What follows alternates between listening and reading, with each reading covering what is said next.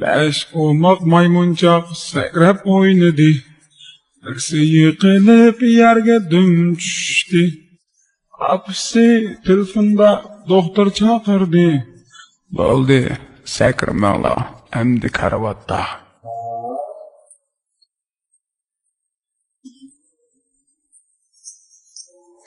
Dört omak maymunçak sakrab oynadı.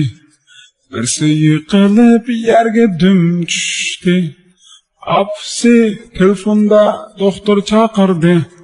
Bo'ldi, sakrmangla, endi karavotda.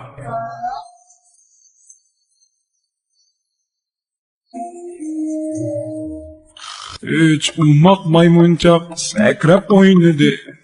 Birisi yıkılıp yerge düm düştü. Apisi telefonda doktor çağırdı. Bo'ldi, sakrmangla, endi karavotda.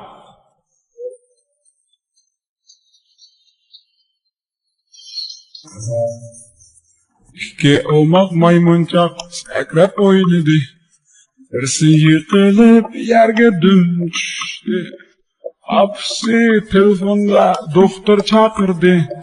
Bo'ldi, sakrmangla, endi karavotda.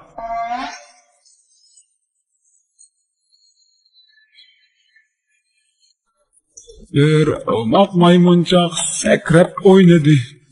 Omu yıkılıp yerge düm düştü. Apisi telefonda doktor çağırdı.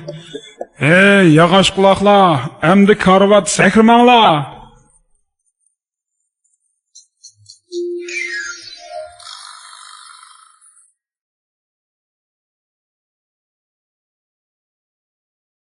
Lutfi şirket salonini qitib ilishni unutmang.